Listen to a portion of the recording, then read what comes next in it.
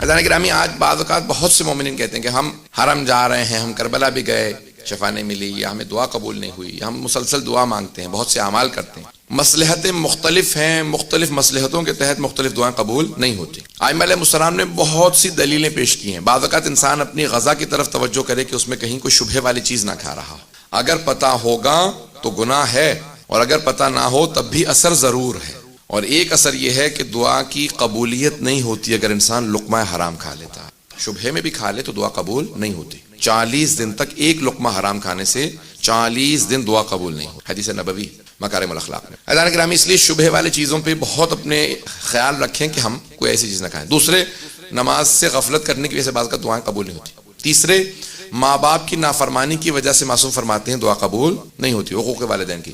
چوتھے، جو صلہ رحم نہ کرتے ہوں، اپنے رشتہ داروں سے قطع تعلق کر رکھا ہو، ان کی دعائیں قبول نہیں ہوتی۔ اور ایک اور وجہ ہے دعاؤں کے قبول نہ ہونے کی، معصوم فرماتے ہیں کہ بعض اوقات اللہ کسی کے مانگنے کو بہت زیادہ پسند کرتا ہے، اسے مانگنا، اللہ کا اس کا مانگنا اتنا پسند ہے کہ اللہ کہتے ہیں اس کی دعا قبول نہ کرنا، مجھے اس کا مانگنا اتنا پسند ہے، یہ مانگتا رہے، میں اس کے دعا قبول نہ کرنے میں اس کو آخرت میں اتنا اجر دے دوں گا کہ خود سے کہے گا پروردگارا پھر تو کوئی دعا ہی قبول نہ کرتا، تو نے اتنا نوازیا آخرت کے اندر۔ بہت سے لوگ کہیں گے پروردگارا یہ کس چیز کا اجر ہے؟ کہ یہ دعائیں جو قبول نہیں ہوئی تھی ان کا اجر ہے۔ نامہ اعمال میں بہت سے لوگ نامہ اعمال کھولیں گے، اتنا اجر، کہ یہ کن چیزوں کا اجر ہے؟ تو فرشتے کہیں گے وہ جو دعائیں قبول نہیں ہوئی تھی ان کا اجر ہے۔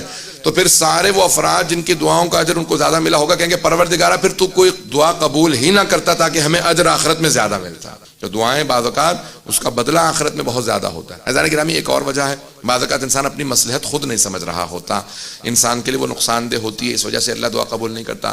تو دلیل بہت زیادہ امام سجاد علیہ السلام نے بہت سی دلیلیں دی، جن میں سے اگر آپ دیکھیں تو صحیفہ سجادیہ کی مختلف دعاؤں میں امام نے طریقے بتائے ہیں کیسے دعا مانگو کہ دعا قبول ہوتی چلی۔ معصوم نے فرمایا ہے کہ ہر دعا کی قبولیت کے لیے کوئی نہ کوئی واسطہ ضرور ہوتا ہے۔ ہم وسیلے کے قائل ہیں نا، ہم وسیلے کے قائل ہیں، ہم ائمہ علیہ السلام کو وسیلہ مانتے ہیں۔ معصوم فرماتے ہیں ہر امام کا ایک واسطہ ہے، کوئی نہ کوئی واسطہ پیش کرو گے تو دعا قبول ہو جائے گی۔ تو ائمہ علیہ السلام کے ہر امام کا ایک واسطہ ہے، ہر امام کا ایک واسطہ ہے۔